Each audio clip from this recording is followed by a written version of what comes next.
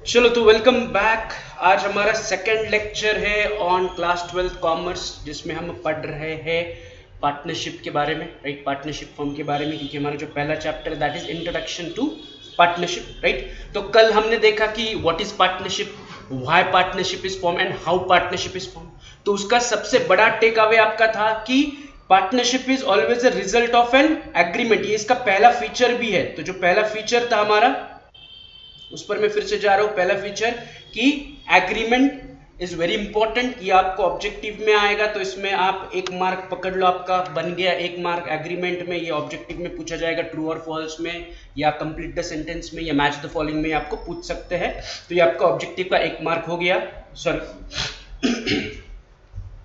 तो what is agreement? तो agreement, so what is partnership? तो partnership is a result of an agreement. दो या दो से ज्यादा पार्टनर जब इकट्ठा आएंगे तो वो आपस में क्या करेंगे? एक एग्रीमेंट बनाएंगे, right. That agreement can be written और ओरल, राइट। ओरल एग्रीमेंट चलता है, ऐसा कहीं पर कंपल्सरी नहीं कि रिटन एग्रीमेंट ही होना चाहिए, but it is wise to have a written agreement, क्योंकि रिटन एग्रीमेंट होने पर क्या कर सकते हो आप? आराम से उसे कोर्ट ऑफ लॉ में प्रोवाइड कर सकते हो एज अ प्रूफ, राइट। तो ये हमने पढ़ा कल।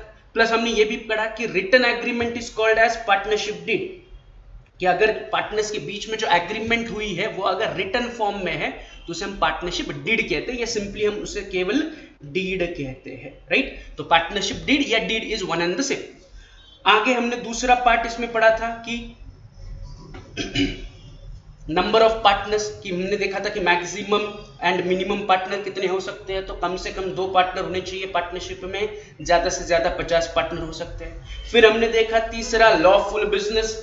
It is very important feature of partnership firm की अगर आप पार्टनरशिप में जुड़े हो तो आप जो बिजनेस कंडक्ट करने वाले हो in partnership has to be a lawful business. मतलब you can not undertake unlawful business under partnership. मतलब ए ने और बी ने पार्टनरशिप की, एग्रीमेंट बनाई और उस एग्रीमेंट में लिखा कि कल से हम चोरी करेंगे, तो वो अनलॉफुल बिजनेस हुआ। तो partnership has to be formed to undertake to conduct a lawful business only, you can not undertake unlawful business. तो वही हमने यहाँ पर फीचर कवर किया। तो ये 3 फीचर कल हमने कवर किए थे।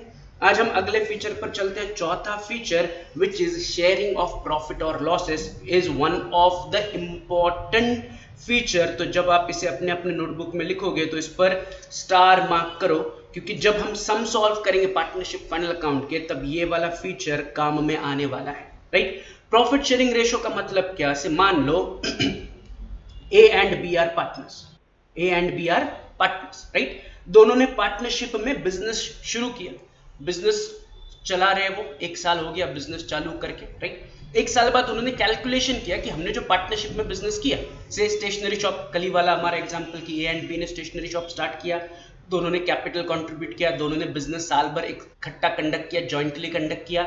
अब 1 साल बाद उन्होंने कैलकुलेट किया कि 1 साल तो हमने मेहनत कर ली, तो इस 1 साल में हमें क्या मिला। तो उन्होंने कैलकुलेट किया तो उन्हें ऐसा पता चला कि उनको 1 लाख रुपए का प्रॉफिट हुआ। कितना प्रॉफिट हुआ? 1 लाख रुपए का प्रॉफिट हुआ। This is their profit, 1 lakh रुपए का प्रॉफिट है। अब द क्वेश्चन इसकी, 1 लाख रुपए का प्रॉफिट है, इसका करेंगे क्या? ए और बी इसे करेंगे क्या? तो मुझे आपसे इसका आंसर चाहिए। अपना अपना माइक अनम्यूट करो and give me the answer कि ए बी पार्टनरशिप में है, राइट। ये दोनों ने मिला के 1 लाख रुपया प्रॉफिट कमाया अंडरटेकिंग द पार्टनरशिप बिजनेस। अब इस प्रॉफिट का वो करेंगे क्या? तो इसका आंसर पार्थ और सिमरन आप मुझे दे दो, चलो फटाफट।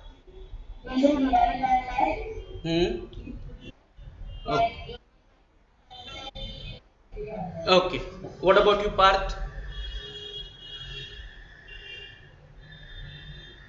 Partha are you there? क्या करेंगे वो इस 1 लाख के प्रॉफिट का?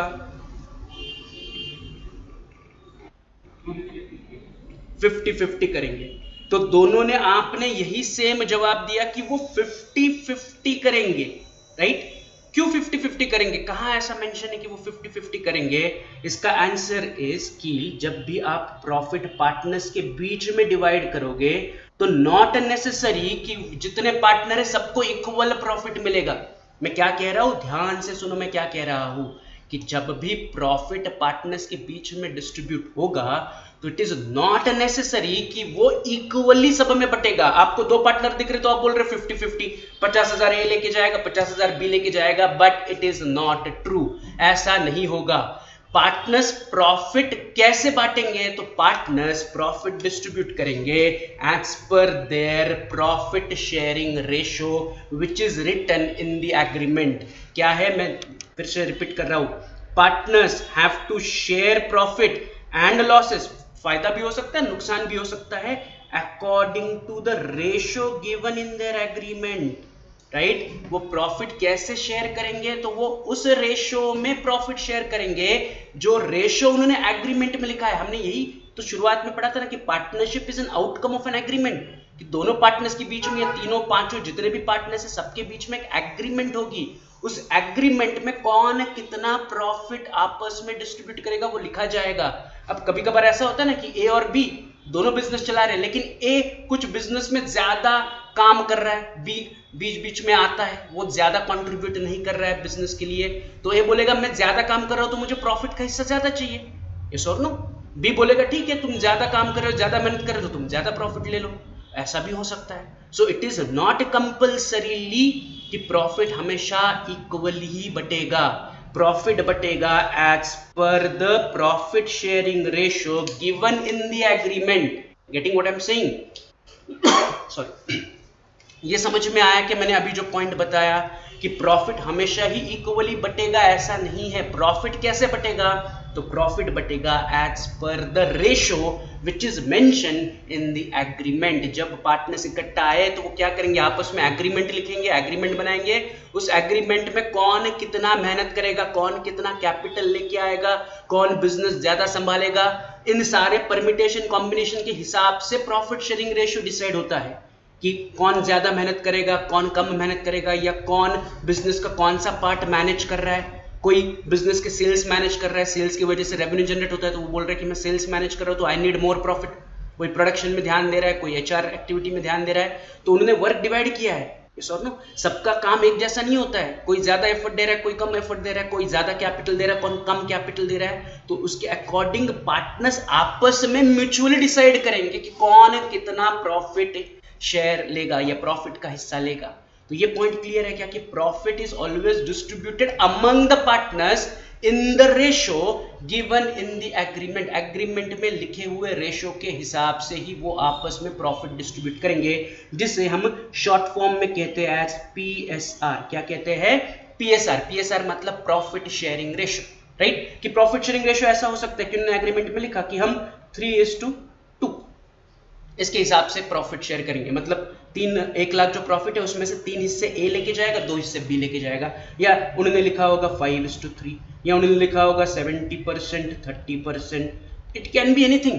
एग्रीमेंट में अपने अपने मेहनत के हिसाब से वो प्रॉफिट शेयरिंग रेशियो डिसाइड करते हैं, तो इट इज नॉट कंपल्सरी कि प्रॉफिट इक्वली ही बटेगा। तो ये पॉइंट क्लियर है कि अगर क्लियर है तो जस्ट गिव मी फटाफट कंफर्मेशन।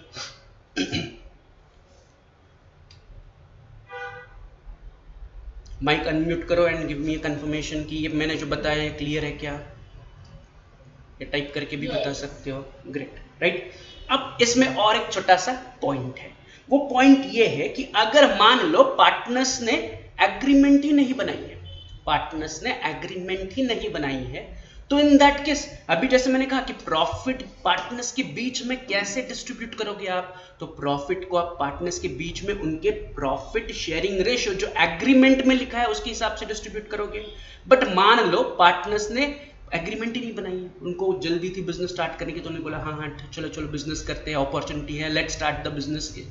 नो, तो बिजनेस तो कर लिया उन्होंने, साल के एंड में प्रॉफिट भी आ गया। अब प्रॉफिट कौन से शेयर या कौन से रेशियो में वो शेयर करेंगे, क्योंकि उनके पास एग्रीमेंट ही नहीं है। तो इन एब्सेंस ऑफ एग्रीमेंट करना क्या है, तो ही अगला पॉइंट है कि if the agreement is silent और there is no agreement at all, then profit और loss sharing will be equal. तो जो आप बोल रहे थे वो अभी अप्लाई होगा कि पार्टनर्स ने आपस में एग्रीमेंट ही नहीं की है, या एग्रीमेंट की है लेकिन उसमें प्रॉफिट शेयरिंग रेशियो मेंशन ही नहीं किया है, तो इन दैट केस प्रॉफिट जो है वो पार्टनर्स के बीच में इक्वली डिस्ट्रीब्यूट होगा। कैसे डिस्ट्रीब्यूट होगा? इक्वली। तो 1 लाख प्रॉफिट है और मान लो ए और बी ने आपस में कोई एग्रीमेंट नहीं बनाया, तो दोनों को 50-50% यानी कि 50,000 मिल जाएंगे। इन दैट केस अगर एग्रीमेंट में रेशियो मेंशन नहीं है तो, या एग्रीमेंट ही नहीं है, तो profit sharing ratio will be equal. तो प्रॉफिट शेयरिंग रेशो या जब भी बिजनेस का है, पार्टनरशिप बिजनेस में अगर पार्टनर्स को प्रॉफिट होता है तो वो प्रॉफिट हमें पार्टनर्स के बीच में डिस्ट्रीब्यूट करना है। It is very common sense. उन्होंने जॉइंटली बिजनेस किया है तो जो प्रॉफिट है वो जॉइंट प्रॉफिट है। अब ये joint profit at the end of the year हमें पार्टनर्स के बीच में डिस्ट्रीब्यूट करना है, क्योंकि उन्होंने बिजनेस में अपना एफर्ट्स दिया है, कंट्रीब्यूशन दिया है। बट ये जो प्रॉफिट है ये पार्टनर्स के बीच में आप कैसे डिवाइड करोगे? तो ये प्रॉफिट आप पार्टनर्स के बीच में उनके प्रॉफिट शेयरिंग रेशियो जो एग्रीमेंट में लिखा हुआ है उसके हिसाब से डिस्ट्रीब्यूट करोगे। बट एग्रीमेंट में अगर प्रॉफिट शेयरिंग रेशियो लिखा ही नहीं है या एग्रीमेंट ही नहीं बनी है तो हमें प्रॉफिट को इक्वली डिवाइड करना है। तो इसको मैंने कहा था कि स्टार मार्क करो कि जब हम सम सॉल्व करेंगे तो ये पॉइंट हमें बार बार काम में आने वाला है। तो अगर ये पॉइंट क्लियर है तो हम आगे बढ़ते हैं। Just give me a confirmation for that.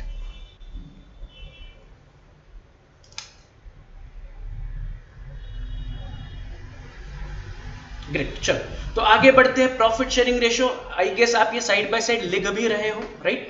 तो लिखो ये साइड बाय साइड या स्क्रीनशॉट लेके रखो, बाद में आप इसे लिख सकते हैं। चलो तो आगे बढ़ते हैं। Feature number 5। Feature number 5 is about unlimited liability. Again very important point, very important point. वैसे जब हम सम सॉल्व करेंगे तो अनलिमिटेड लायबिलिटी का वैसे सम सॉल्व करते वक्त कुछ रिलेशन नहीं है, बट समझने के लिए इट इज वेरी इंपॉर्टेंट कि जब हम डिसोल्यूशन ऑफ पार्टनरशिप के सम सॉल्व करेंगे तो ये थोड़ा बहुत अनलिमिटेड लायबिलिटी का पार्ट उसमें फिर से आने वाला है। Know what do you mean by unlimited liability? तो अनलिमिटेड लायबिलिटी का मतलब है जितने भी पार्टनर्स हैं, मान लो वही हमारा एग्जांपल ए एंड बी है। ए एंड बी ने क्या किया है? स्टेशनरी शॉप स्टार्ट किया है, यस और नो? ये उनका बिजनेस है, राइट? अब इन दोनों ने बिजनेस में मान लो 10 लाख रुपया, दोनों ने मिला के 10 लाख रुपया कैपिटल दिया हुआ है। कितना कैपिटल दिया हुआ है? 10 लाख रुपया कैपिटल दिया है। अब 2 साल हो गए वो बिजनेस कर रहे हैं, 2 सालों से वो क्या कर रहे हैं? अपना अपना बिजनेस चला रहे हैं, राइट? बट इन 2 सालों में बेचारों को प्रॉफिट नहीं हुआ। क्या हुआ? दोनों को प्रॉफिट नहीं हुआ कि बिजनेस चल रहा है, चल रहा है, चल रहा है, गुड्स खरीद रहे हैं, गुड्स बेच रहे हैं, राइट? प्रॉफिट नहीं हुआ, राइट? बट उन्हें ऐसी अपेक्षा थी कि प्रॉफिट आ जाएगा, प्रॉफिट आ जाएगा। तो ऑन दैट उन्होंने क्या किया? 10 लाख रुपीस का लोन ले लिया। क्या ले लिया? 10 लाख रुपए का बैंक से कर्जा ले लिया to run the business, right? But 2 साल बाद उन्हें ऐसा पता चला कि यार ये बिजनेस ही फ्लॉप है, राइट? हम कितने एफर्ट्स दे रहे हैं, कर्जा भी ले लिया, सब कुछ ले लिया, राइट? अभी भी हमारा बिजनेस प्रॉफिट में नहीं आ रहा है, तो इट्स बेटर टू क्या करते हैं? बिजनेस को क्लोज कर देते हैं, बिजनेस को बंद कर देते हैं। कोई मजा नहीं है इसमें, राइट? कर्जे पे कर्जा बढ़ते जा रहा है, राइट? लॉस होते ही जा रहा है, तो it's better let's close down the business. But अगर उन्हें बिजनेस क्लोज करना है तो उनको क्या करना पड़ेगा? ये जो 10 लाख रुपए का लोन है इसे रीपे करना पड़ेगा, ये सॉल्व नो? कि कर्जा तो लिया है, अब बिजनेस तो बंद कर रहे हैं, तो बिजनेस, अब ये कर्जा तो उन्होंने पर्सनली नहीं लिया ना, ये बिजनेस के लिए लिया, उन्होंने शॉप चलाने के लिए कर्जा लिया है, ये सॉल्व नो? मजे के लिए कर्जा थोड़ी लिया, शॉप चलाने के लिए कर्जा लिया है। तो अब इसे शॉप से ही रीपे करना पड़ेगा। तो रीपे करने के लिए वो क्या करेंगे? जितने भी उनके शॉप के एसेट्स थे, एसेट्स यानी कि प्रॉपर्टी, जितनी भी शॉप की प्रॉपर्टी थी, एसेट थी, उन्हें वो क्या करेंगे? बेचेंगे, राइट? कि अभी शॉप तो बंद कर रहे हैं, तो शॉप की जो प्रॉपर्टी एसेट है, जैसे कि उनके पास अनसोल्ड स्टेशनरी होगी या उनके पास फर्नीचर होगा या बिलिंग के लिए उन्होंने कंप्यूटर लाया होगा, तो जो कुछ भी उनके स्टेशनरी शॉप की एसेट्स है, धीरे धीरे करके वो क्या करेंगे? इन एसेट्स को बेचेंगे और बेच के जो पैसा आएगा उस पैसे से वो ये कर्जा क्या करेंगे? रीपे करेंगे, राइट? तो मान लो उन्होंने अपने स्टेशनरी शॉप के सारे एसेट्स बेच दिए, एसेट बेच के केवल उनके पास आए 6 लाख रुपए। कितना आया? 6 लाख रुपए। कर्जा कितना है? 10 लाख रुपए का, राइट? मैंने शॉप चलाने के लिए 10 लाख रुपए का कर्जा लिया है, बट शॉप मैंने अभी बंद कर दिया। शॉप बंद करने पर मैंने शॉप के सारे एसेट्स बेच दिए। एसेट्स बेचने पर मुझे केवल 6 लाख रुपए मिले, तो ये 6 लाख उठा के मैं बैंक को दे दूंगा, बट अभी भी क्या बचता है? बैंक का 4 लाख रुपीस का लोन पेंडिंग बचता है। अभी भी क्या बचता है? बैंक का 4 लाख रुपए का लोन पेंडिंग बचता है। तो ये 4 लाख रुपए का लोन बैंक किससे वसूल करेगी? तो ये 4 लाख रुपया loan bank A and B से इंडिविजुअली वसूल करेगी by selling their private property. मतलब ए को अपनी प्राइवेट प्रॉपर्टी या प्राइवेट सेविंग्स या प्राइवेट इन्वेस्टमेंट में से कुछ पैसे लाके लोन के रीपे करने पड़ेंगे। लोन तो बिजनेस का है, ये सॉर्ट नो? बिजनेस का 10 लाख रुपए का कर्जा है, तो बिजनेस की एसेट्स बेची, 6 लाख रुपए आए, तो ये 6 लाख रुपए हमने बैंक को दे दिए, बट अभी भी बिजनेस के लोन के 4 लाख रुपए बाकी है। तो ये जो 4 लाख रुपए जो बिजनेस का लोन है, ये ए एंड बी को पर्सनली अपने पर्सनल सेविंग से या पर्सनल इन्वेस्टमेंट से या पर्सनल एसेट्स को बेच के रीपे करना पड़ता है। दैट्स व्हाई बिजनेस की लायबिलिटी या पार्टनर की लायबिलिटी को अनलिमिटेड कहा जाता है। It is unlimited liability of partner कि इन केस बिजनेस के एसेट्स इनसफिशिएंट टू पे द बिजनेस लायबिलिटी, पार्टनर की personal asset, personal property, personal savings, personal investment बेचकर उन्हें वो लोन रीपे करना पड़ेगा। तो पार्टनर पर्सनली लायबल है for each and every liability of the business. Business की लायबिलिटी, पार्टनर की personal liability, that's what is called as unlimited liability. इसमें कोई लिमिट नहीं है कि पार्टनर ने बोल दिया मैंने जितना कैपिटल दिया वो दे दिया, अब मैं कुछ अपने पर्सनल प्रॉपर्टी से नहीं लाऊंगा, तो ऐसा नहीं हो सकता है। आपको आपकी पर्सनल प्रॉपर्टी बेचकर बिजनेस का पेंडिंग कर्जा चुकाना पड़ेगा। दैट्स व्हाई पार्टनर्स की लायबिलिटी बिजनेस में होती है अनलिमिटेड। अनलिमिटेड लायबिलिटी का मतलब है कि अगर बिजनेस के एसेट्स इनसफिशिएंट है बिजनेस की लायबिलिटी को पे करने के लिए, तो पार्टनर्स को अपने पर्सनल एसेट्स बेचकर बिजनेस की लायबिलिटी पे करनी है। तो ये पॉइंट क्लियर है क्या? अगर क्लियर है तो फटाफट गिव मी ए कंफर्मेशन।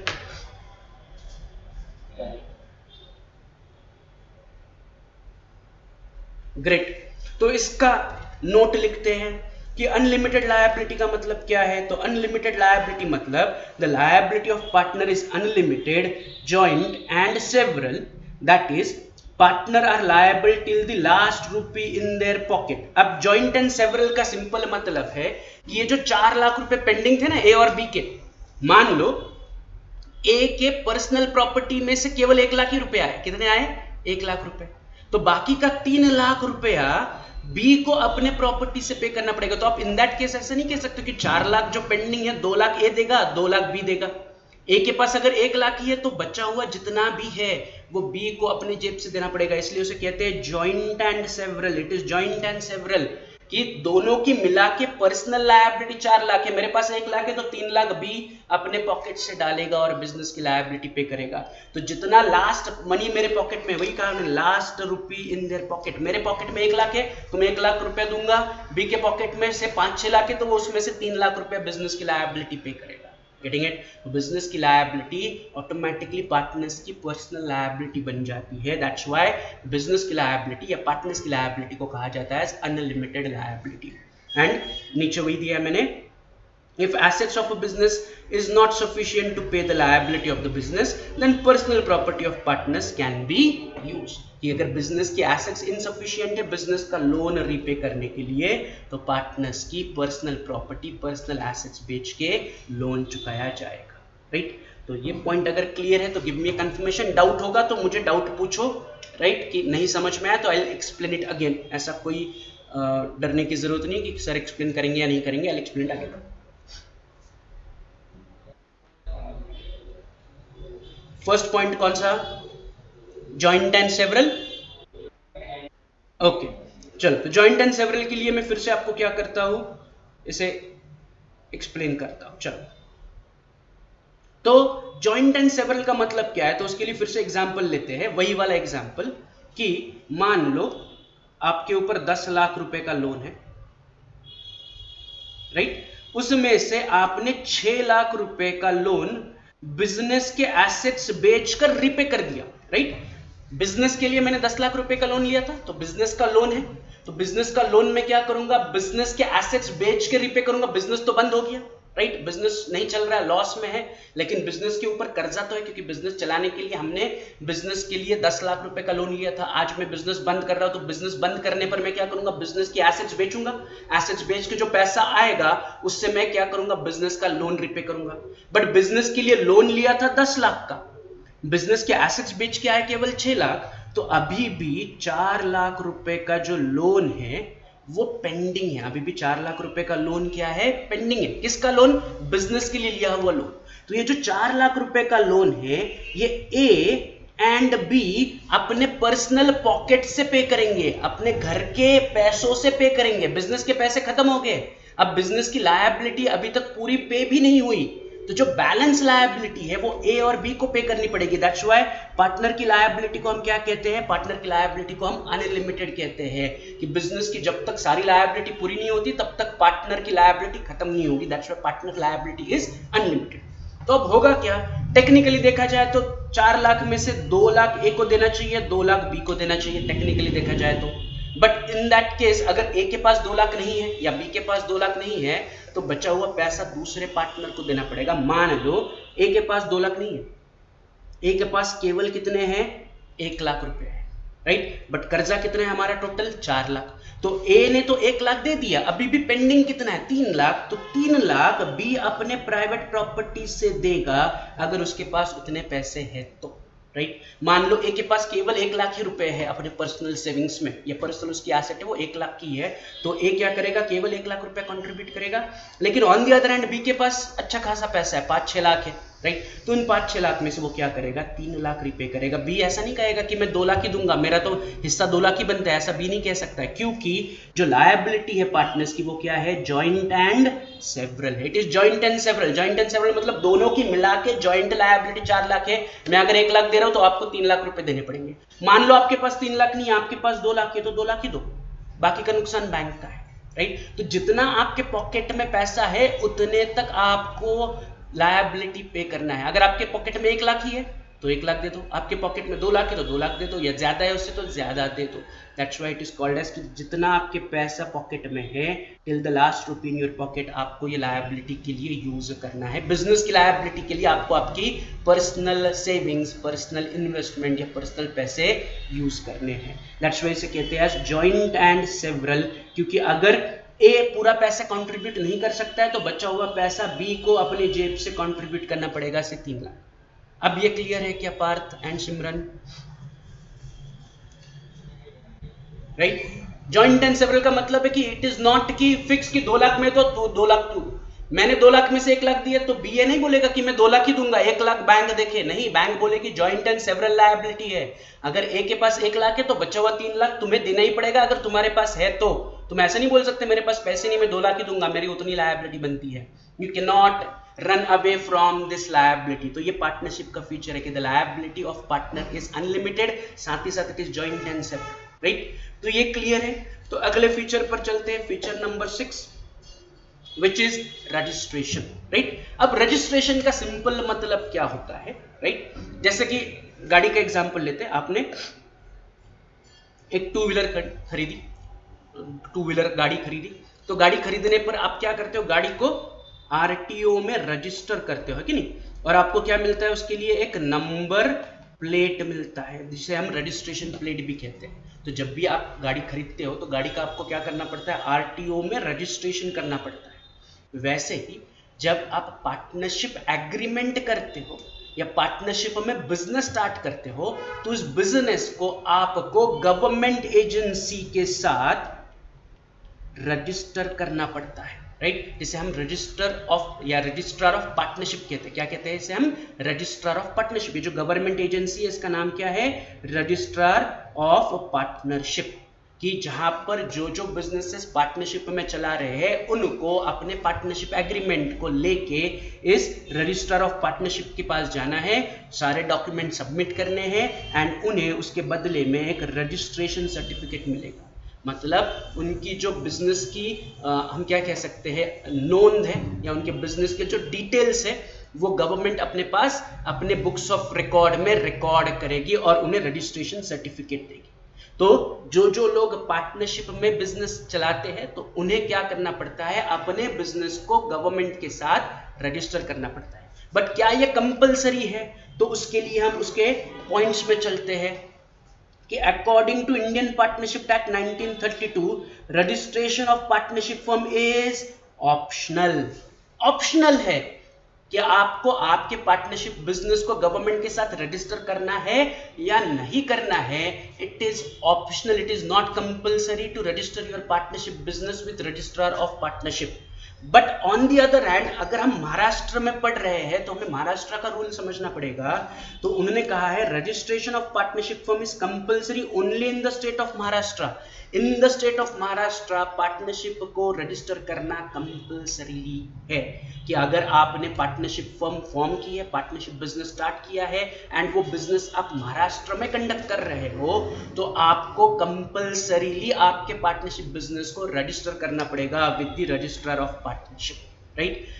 महाराष्ट्र के बाहर आप जाओगे, से मान लो कर्नाटक में आपने पार्टनरशिप बिजनेस फॉर्म किया तो वहां पर अभी तक कंपलसरी नहीं है, या गुजरात में फॉर्म किया या किसी अन्य राज्य में आपने फॉर्म किया तो कुछ राज्यों में कंपलसरी है, कुछ राज्यों में it is not yet compulsorily कि आपको पार्टनरशिप फर्म को रजिस्टर करना है। But if you are forming a partnership firm, a partnership business, if you are starting a partnership business in Maharashtra तो महाराष्ट्र में आपको आपके पार्टनरशिप फर्म या पार्टनरशिप बिजनेस को रजिस्टर करना कंपलसरी है, right. But as per the act, जो partnership act है, पार्टनरशिप का कानून है, हर एक चीज के लिए कानून होता है ना, तो वैसे पार्टनरशिप के लिए भी कानून है, तो उस कानून के तहत रजिस्टर करना कंपलसरी नहीं है। और ये जो कानून है ये ऑल ओवर इंडिया है, it is Indian partnership act, ये पूरे इंडिया के लिए एप्लीकेबल है। बट महाराष्ट्र स्टेट ने ये कंपलसरी किया है कि अगर आप महाराष्ट्र स्टेट में पार्टनरशिप फर्म फॉर्म कर रहे हो तो आपको रजिस्टर करना कंपलसरी है, राइट। तो क्या ये पॉइंट क्लियर है? रजिस्ट्रेशन सिंपल सा पॉइंट है, डाउट होगा तो फिर से मैं रिपीट करता हूं। यस बोलो।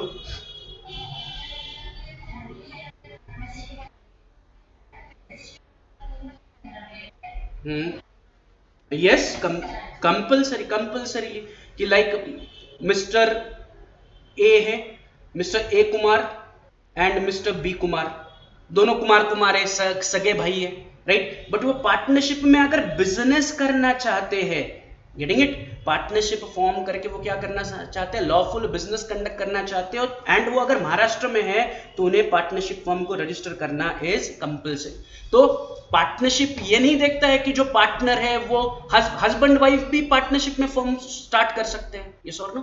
अगर वो एग्रीमेंट बना रहे हैं, पार्टनरशिप ऑफिशियल कर रहे हैं, एग्रीमेंट लिख रहे हैं या ओरल कर रहे हैं, वो पार्टनरशिप में आके कोई ना कोई बिजनेस एक्टिविटी कंडक्ट करने वाले तो it is compulsory for them to register their partnership business with the government agency. तो वो चाहे भाई भाई हो, हस्बैंड वाइफ हो या ब्रदर सिस्टर हो, तो उसमें रिलेशन का कोई मतलब नहीं है। If two person whether they are known to each other, whether they have certain other relationships, उससे कोई फर्क नहीं पड़ता है। अगर दो लोग हैं, दो लोगों ने पार्टनरशिप में बिजनेस कंडक्ट किया है तो they need to compulsory register it.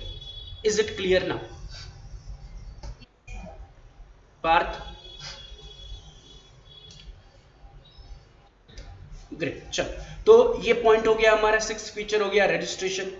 अब अगला फीचर है 7th फीचर है, that is joint ownership and management. इसमें ज्यादा कुछ डिफिकल्टी नहीं है, जैसे कि हमने शुरुआत ही की थी कि व्हाट इज पार्टनरशिप। तो पार्टनरशिप में आप क्या करते हो, बिजनेस जॉइंटली कंडक्ट करते हो।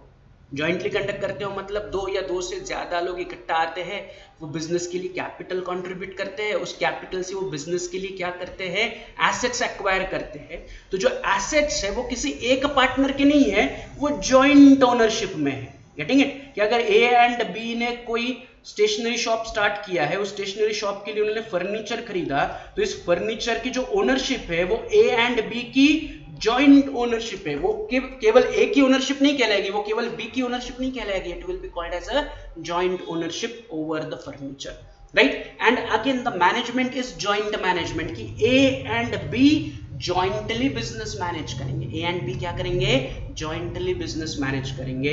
तो that's why it is called as की the joint ownership and management. तो वही उन्होंने नीचे दिया हुआ है आपको, each partner is joint owner, each partner is joint owner of the property of the firm, firm यानी कि partnership firm. So no partner can use the property for personal use. तो ए ऐसा नहीं कह सकता कि जो स्टेशनरी शॉप का फर्नीचर है मैं घर लेके जाऊंगा, राइट, चेयर अच्छी लगी मुझे मैं घर लेके जाऊंगा, पर्सनल पर्पस के लिए यूज करूंगा, नहीं, क्योंकि it is having a joint ownership, तो वो शॉप में ही रहेगी, राइट।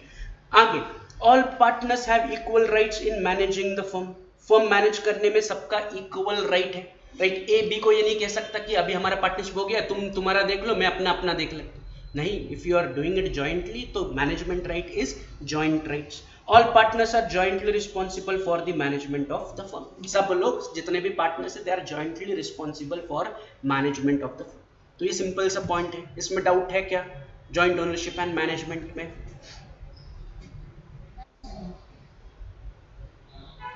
पक्का? अगर है तो बिंदास पूछो कोई भी point, I will repeat it again, don't worry, right? चलो, तो ये 7वां फीचर हो गया जॉइंट ओनरशिप एंड मैनेजमेंट।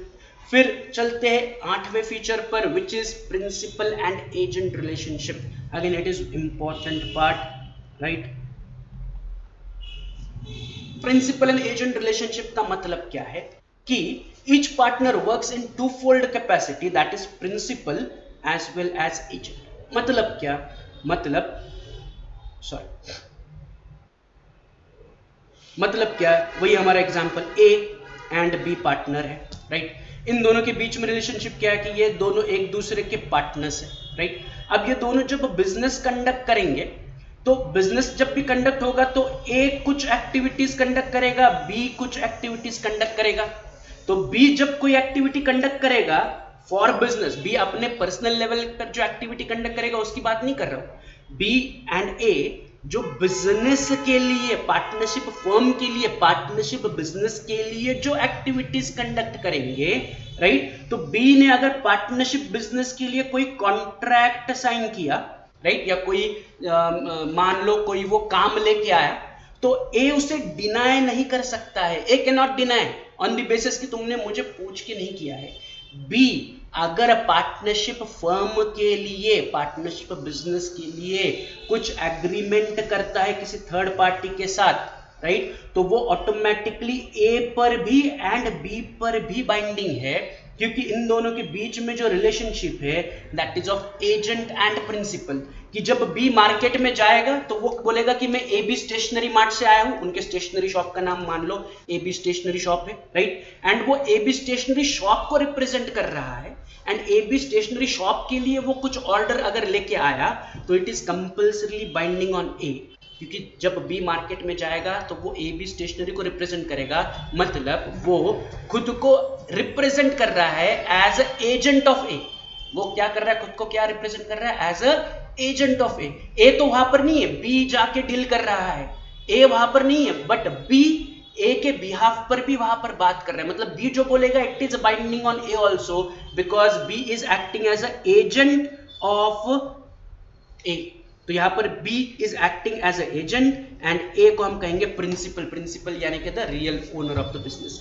उल्टा भी हो सकता है, A मार्केट में चला गया, राइट, उसे कुछ अच्छा लगा तो उसने अपने बिजनेस के लिए उसे खरीद लिया, राइट? बिजनेस के लिए खरीदा, पर्सनली नहीं खरीदा, बिजनेस के लिए खरीद लिया, तो B ऑटोमेटिकली उस कॉन्ट्रैक्ट में क्या हो जाएगा? बाइंड हो जाएगा, क्योंकि यहां पर A क्या कर रहा है? एज अ एजेंट रिप्रेजेंट कर रहा है of whom? Of the B। तो they act as agent and principal relationship दोनों के बीच में। मतलब ए कुछ करेगा तो ऑटोमेटिकली बी पर बाइंडिंग होगा, बी कुछ करेगा तो ऑटोमेटिकली ए पर बाइंडिंग होगा।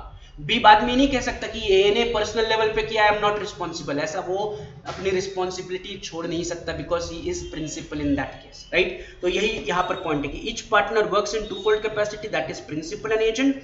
Partners act as principal of the firm with outsider, and with the partner he acts as an agent. The act of every partner is automatically binding on the other partner. वो एक दूसरे के साथ agent and principal के relationship में है कि जब बी मार्केट में जाएगा तो वो फर्म को रिप्रेजेंट करेगा, वो जो डिसीजन लेगा वो बाइंडिंग होगा ऑन ए ऑल्सो। ए जब मार्केट में जाएगा तब वो कुछ बिजनेस डिसीजन लेगा तो वो बाइंडिंग होगा ऑन बी ऑल्सो। तो ये पॉइंट क्लियर है कि प्रिंसिपल एंड एजेंट।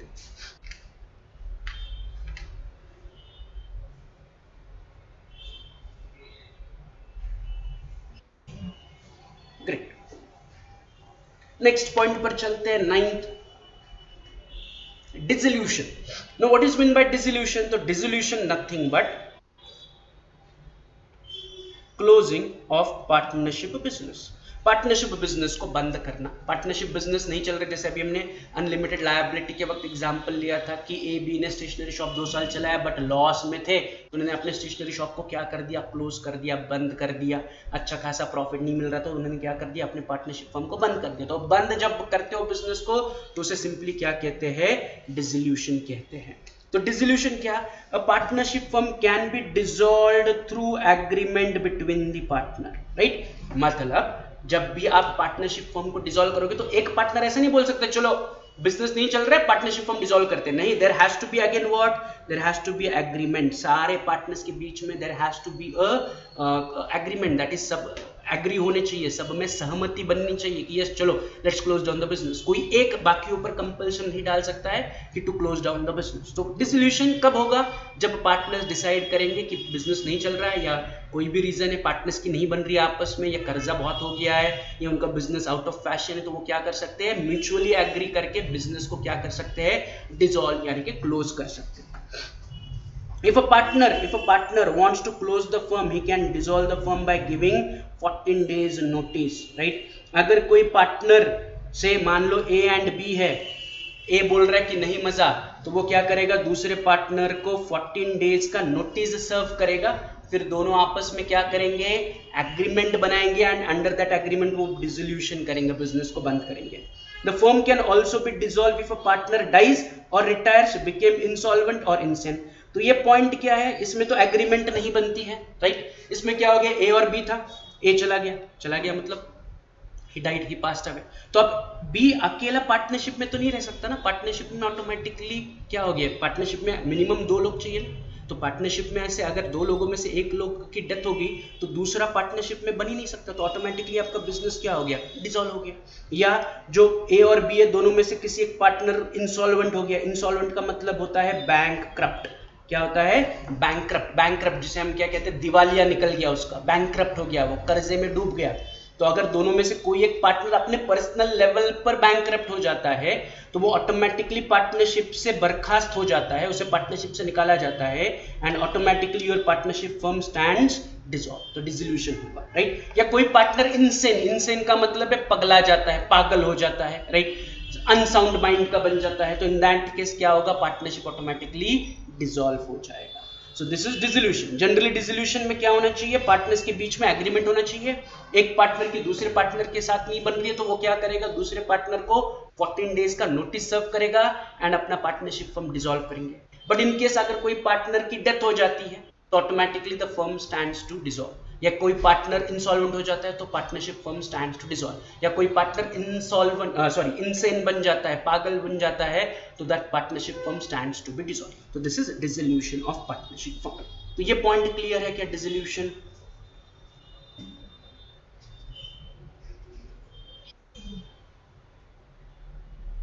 पार्थ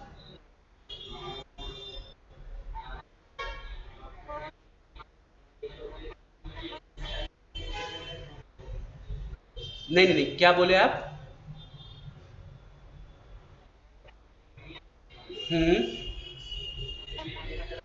अच्छा बिजनेस का क्या होगा, ठीक है, वेरी गुड। तो ए मान लो ए एंड बी है, हम 2 सिनारियो लेते हैं, ए एंड बी है, ए की डेथ हो गई, अब इनके बीच में पार्टनरशिप रही क्या, पार्टनरशिप रही क्या? Answer is no. पार्टनरशिप के लिए 2 पार्टनर चाहिए ना, यस और नो, तो पार्टनरशिप नहीं रही। बिजनेस रह भी सकता है कि बी बोला मैं उसे आगे कंटिन्यू करता हूं, इट इज हिज चॉइस, तो वो क्या करेगा जो कुछ भी ए का पैसा बिजनेस में लगा हुआ था वो ए के जो लीगल हेयर है, लीगल रिप्रेजेंटेटिव उन्हें पे कर देगा एंड बिजनेस को आगे बढ़ाएगा। तो बिजनेस का क्या, again we are not talking about business, we are talking about the relationship. A and B के बीच में जो पार्टनरशिप रिलेशनशिप है वो रिलेशनशिप खत्म हो जाएगा, पार्टनरशिप फर्म डिसॉल्व हो जाएगी, बिजनेस में भी स्टेशनरी शॉप वैसे ही रहेगा और बी उसे आगे कंटिन्यू करेगा, और ए के जो रिप्रेजेंटेटिव उनको बोलेगा कि इसका जो कैपिटल है मैं आपको रीपे कर देता हूं और मैं बिजनेस को आगे चला देता हूं। या एक कंडीशन लेते हैं, A B and C partner है, 3 पार्टनर हो सकते हैं ना, हमने देखे 50 तक पार्टनर हो सकते हैं। मान लो सी की डेथ हो गई, सी की डेथ हुई तो इनकी तीनों की जो पार्टनरशिप है वो डिसॉल्व हो गई। ए एंड बी पार्टनरशिप आगे कंटिन्यू करेंगे या कर सकते हैं, उनके पास चॉइस है, बट जो ए बी एंड सी तीनों में जो पार्टनरशिप थी वो डिसॉल्व हो गई ना, क्योंकि एक पार्टी अभी गायब हो गया, एक पार्टी पागल हो गया, या एक पार्टी इंसॉल्वेंट हो गया, या एक पार्टी की डेथ हो गई, तो तीसरा पार्टी जो पर्सन था एग्रीमेंट में वो था ही नहीं, तो इन तीनों की पार्टनरशिप डिसॉल्व होगी। ए एंड बी क्या कर सकते हैं, नई एग्रीमेंट बना के ए एंड बी के बीच में नया पार्टनरशिप फर्म फॉर्म कर सकते हैं एंड सेम बिजनेस को आगे कंटिन्यू कर सकते हैं। सो आई एम टॉकिंग हियर कि पार्टनरशिप डिसॉल्व हो गई, इनका रिलेशनशिप डिसॉल्व हो गया, गेटिंग इट? बिजनेस वो आगे चला भी सकते हैं या बंद भी कर सकते हैं, चॉइसेस थे कि बी बोलेगा ए चला गया मैं बिजनेस को आगे बढ़ाता हूं, ये ए बी सी था, सी चला गया, ए भी बोले, सी चला गया, हम दोनों जॉइंटली बिजनेस आगे बढ़ाते हैं, सी का जितना भी पैसा बनता है वो हम उसके लीगल रिप्रेजेंटेटिव को रिपे कर देते हैं। Is this clear? ये पॉइंट क्लियर है क्या?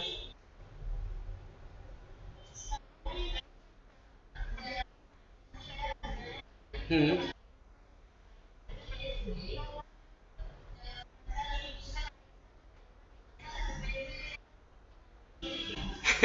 आपके घर में शायद किसी ने की है ऐसा पार्टनरशिप, इसलिए पूछ रहे हो ना, हस्बैंड वाइफ? ओके, ठीक है, वेरी गुड क्वेश्चन। तो उसमें क्या होगा कि जो वाइफ ने अपने लीगल रिप्रेजेंटेटिव या नॉमिनी जिसे बोलते हैं अगर लिखा होगा तो उनको मिलेगा पैसा। लाइक वाइफ ने अपने बेटे को या अपने माँ को या अपने फादर को लीगल रिप्रेजेंटेटिव बनाया होगा। एग्रीमेंट में जनरल लीगल रिप्रेजेंटेटिव का नाम लिखा जाता है। जब पार्टनरशिप एग्रीमेंट होती है तो उसमें बहुत सारे क्लॉजेस होते हैं, उसमें लीगल एग्रीमेंट में क्या किया जाता है, लीगल रिप्रेजेंटेटिव का नाम लिखा जाता है, तो उससे वो पैसा मिलेगा इन केस ऑफ डेथ। अगर नहीं है तो फिर कोर्ट डिसाइड करेगा, कोर्ट में जाएगा फिर केस का एक्चुअल वारिस कौन है, ये और नो। जैसे कि नॉर्मली प्रॉपर्टी के झगड़े होते हैं ना, कि जमीन के ऊपर झगड़े होते हैं तो नहीं बनती है आपस में, तो वो कहाँ चले जाते हैं, कोर्ट में चले जाते हैं। फिर कोर्ट डिसाइड करेगा कि इसका एक्चुअल लीगल रिप्रेजेंटेटिव कौन है। अगर एग्रीमेंट में क्लियरली मेंशन है कि मेरी बेटी या मेरा बेटा लीगल रिप्रेजेंटेटिव है, तो जो वाइफ है उसका हिस्सा उसके जो नॉमिनी है या लीगल रिप्रेजेंटेटिव उनको मिलेगा। अगर रिटर्न नहीं है, झगड़ा हुआ, तो फिर वो कोर्ट में जाएगा मैटर, एंड कोर्ट फिर जो फाइनल आंसर देगा या वर्डिक्ट देगा वो एप्लीकेबल होगा। Is this clear? Parth, any doubt? चलो, वेरी गुड। तो डिसोल्यूशन हुआ, तो यहां पर हमारे क्या किए, 9 फीचर पड़े ऑफ पार्टनरशिप, फटाफट उन्हें एक बार रिव्यू करते हैं। पहला फीचर था कि partnership is a result of agreement. Partnership is a result of agreement. Agreement होनी चाहिए पार्टनर्स के बीच में, वो आप ओरल कर सकते हो या रिटर्न कर सकते हो। रिटर्न एग्रीमेंट को कहा जाता है एज पार्टनरशिप डीड, राइट। दूसरा, नंबर ऑफ पार्टनर्स देखा, कम से कम 2, ज्यादा से ज्यादा 50, 2 to 50 पार्टनर्स, मिनिमम 2 पार्टनर होने चाहिए, ज्यादा से ज्यादा 50 पार्टनर होने चाहिए। फिर जो पार्टनरशिप है, it should carry lawful business only. Partners जब अग्रीमेंट करेंगे, पार्टनरशिप में कोई भी बिजनेस करेंगे, तो जो आप बिजनेस अंडरटेक कर रहे हो should be of lawful nature. Unlawful activity, unlawful nature का बिजनेस आप पार्टनरशिप में नहीं चला सकते हो। फिर प्रॉफिट शेयरिंग रेशो हमने देखा, इस पर हमने डिस्कशन किया कि प्रॉफिट शेयरिंग रेशो जो होगा आपको, जिसे हम पीएसआर कहते हैं, क्या कहते हैं, पीएसआर कहते हैं, वो एज पर एग्रीमेंट होगा। एग्रीमेंट में जो लिखा होगा उसके हिसाब से प्रॉफिट बटेगा। बट अगर एग्रीमेंट ही नहीं है या एग्रीमेंट में रेशो नहीं लिखा है तो इक्वली बटेगा, राइट। ये हमने ऑलरेडी डिस्कस किया हुआ है। फिर हमने देखा unlimited liability, joint and several, कि जो पार्टनर्स है उनकी liability unlimited, joint and several, कि बिजनेस की एसेट्स अगर कम है टू रीपे द बिजनेस की लायबिलिटी। बिजनेस के ऊपर बहुत सारा कर्जा है, उसे रीपे कहां से करेंगे, बिजनेस की प्रॉपर्टी बेच के बिजनेस की लायबिलिटी रीपे करेंगे। बट अगर बिजनेस के एसेट्स इनसफिशिएंट है बिजनेस की लायबिलिटी पे करने के लिए, तो पार्टनर के पर्सनल एसेट्स को बेच के बिजनेस की लायबिलिटी पे की जाएगी। एंड अगर कोई पार्टनर पूरी की पूरी लायबिलिटी पे नहीं कर सकता है, तो बचा हुआ पार्टनर, दूसरा पार्टनर, वो क्या करेगा, जॉइंटली अपने ऊपर लेगा और बिजनेस की लायबिलिटी रीपे करेगा। तो इट इज अनलिमिटेड, साथ ही साथ जॉइंट है। जॉइंट है मतलब क्या, कि आप ऐसा नहीं कह सकते हो कि 4 लाख का कर्जा है तो 2 लाख मैं दूंगा, 2 लाख बी देगा, राइट। बी के पास है ही 1 लाख, तो वो 2 लाख कहां से देगा, तो मुझे कंपल्सरीली 3 लाख रुपए देने पड़ेंगे अगर मेरे पास उतने पैसे हैं। तो नहीं है तो मैं जितने है उतना लास्ट मनी मेरे पॉकेट में जितना है उतना पूरा निकाल के मैं बैंक को रीपे करूंगा। That's why the liability is unlimited and joint and several. तो ये पांचों पॉइंट क्लियर है क्या? फिर हम अगले 4 पर रिकैप करते हैं। फिर अगले 4 कौन से थे? रजिस्ट्रेशन। मैंने कहा कि registration is optional, right, compulsory नहीं है रजिस्टर करना, but in state of Maharashtra आपको कंपल्सरीली क्या करना है, रजिस्ट्रेशन करना है। महाराष्ट्र स्टेट में अगर आप पार्टनरशिप बिजनेस चला रहे हो तो आपको कंपल्सरीली क्या करना है, आपके पार्टनरशिप फर्म को रजिस्टर करना है, राइट। फिर हमने देखा जॉइंट ओनरशिप एंड मैनेजमेंट। तो joint ownership is very simple, कि आपने पार्टनरशिप में जितने एसेट्स एक्वायर किए हैं उसकी जो ओनरशिप है वो जॉइंटली है। कोई एक पार्टनर अपने पर्सनल बेनिफिट के लिए पार्टनरशिप फर्म की एसेट्स यूज नहीं कर सकता है। साथ ही साथ जो बिजनेस का मैनेजमेंट है उसमें सारे पार्टनर्स का इक्वल अधिकार है। एक पार्टनर दूसरे पार्टनर को उसका मैनेजमेंट राइट छीन नहीं सकता है। So management is joint. Ownership is joint. फिर प्रिंसिपल एंड एजेंट रिलेशनशिप, कि प्रिंसिपल एंड एजेंट मतलब ए एंड बी के बीच में एजेंट का रिलेशनशिप है, कि they are acting as agent of each other, and जब वो थर्ड पार्टी के साथ डील कर रहे हैं तो they are acting as the owner, as the principal.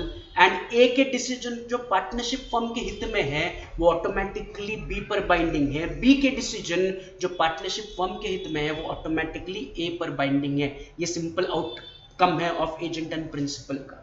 And dissolution हमने देखा कि डिसोल्यूशन के लिए एग्रीमेंट होनी चाहिए पार्टनर्स के बीच में, कि सबने म्यूचुअली डिसाइड किया कि चलो पार्टनरशिप हम बंद करते हैं, या किसी एक पार्टनर को लग रहा है कि नहीं अभी मजा नहीं आ रहा है पार्टनरशिप में, तो वो क्या कर सकता है 14 डेज का नोटिस दे सकता है एंड बिजनेस को छोड़ सकता है। बाकी के पार्टनर फिर नई पार्टनरशिप फर्म फॉर्म करके सेम बिजनेस आगे कंटिन्यू कर सकते हैं। सेम लाइक द डेथ का केस, जो डेथ, इंसैनिटी या इंसॉल्वेंसी का हमने देखा, वैसे ही यहाँ पर कि ए बी सी पार्टनर है, सी को लग रहा है कि मजा नहीं है पार्टनरशिप में, तो सी क्या करेगा, ए और बी को 14 डेज का नोटिस देगा और बिजनेस छोड़ेगा, राइट। या नोटिस देने के बाद तीनों मिलकर बिजनेस बंद करेंगे। बिजनेस तो वैसे ही बंद हो जाएगा क्योंकि एक पार्टनर जा रहा है, तो इन तीनों के बीच का जो पार्टनरशिप का रिलेशनशिप था वो एग्जिस्ट नहीं करेगा। इसके बाद ए बी चाहे तो आगे नई पार्टनरशिप फर्म में नई एग्रीमेंट करके सेम बिजनेस को आगे कंटिन्यू कर सकते हैं बाय रीपेइंग सी का जितना भी पैसा है उतना। एंड अगर इन केस ऑफ डेथ हो जाता है, किसी की डेथ या फिर इंसॉल्वेंट हो जाता है या कोई इनसैनिटी में चला जाता है, पगला जाता है, तो इन दैट केस वो ऑटोमेटिकली पार्टनरशिप फर्म से बाहर चला जाता है क्योंकि वो कैपेसिटी में नहीं है कि वो एग्रीमेंट में एंटर कर सके। तो ऑटोमेटिकली जो पार्टनरशिप फर्म तीनों का जो रिलेशनशिप है वो क्या हो जाता है, डिसॉल्व हो जाता है। एंड बचे हुए पार्टनर चाहिए तो क्या कर सकते हैं, नई एग्रीमेंट बना के सेम बिजनेस आगे कंटिन्यू कर सकते हैं। बट जो ओरिजिनल एग्रीमेंट था, ओरिजिनल पार्टनरशिप बिजनेस था, वो क्या हो गया, सीज टू डिसॉल्व हो गया, वो अभी एग्जिस्ट नहीं करता है, राइट। तो ये 4 पॉइंट भी क्लियर है कि हमने क्विक इसका रिकैप ले लिया, राइट। तो फिर कल और आज मिला के हमने पार्टनरशिप के कुछ फीचर्स पढ़े, इंपॉर्टेंट पार्ट पढ़ा। अब जो हमारा अगला पार्ट है that is legal provisions of partnership firm, जिस पर हम डिस्कशन करेंगे कल। ये भी इंपॉर्टेंट है क्योंकि जब हम सम सॉल्व करने के लिए जाएंगे तो बहुत सारे इसमें जो प्रोविजंस दिए वो आपको यूज करनी है, साथ ही साथ ऑब्जेक्टिव के पॉइंट ऑफ व्यू से भी ये इंपॉर्टेंट है, राइट। तो इसमें भी बहुत सारे लीगल प्रोविजंस है, लाइक इंटरेस्ट ऑन कैपिटल है, राइट। इंटरेस्ट ऑन ड्राइंग्स है तो उसके लिए हमें कैपिटल होता क्या है, ड्राइंग्स क्या होता है, वो सारा डिस्कस करके फिर इन पॉइंट्स को समझना है, राइट। तो कल के लेक्चर में हम सारे लीगल प्रोविजंस पर डिस्कशन करेंगे। अभी जाने से पहले अगर कोई डाउट है तो मुझे डाउट पूछो, नहीं तो आप क्या कर सकते हो, अपनी तरफ से लेक्चर को एंड कर सकते हो, तो मुझे पता चल जाएगा कि आपको डाउट नहीं। डाउट है तो just unmute your mic and मुझे डाउट पूछो।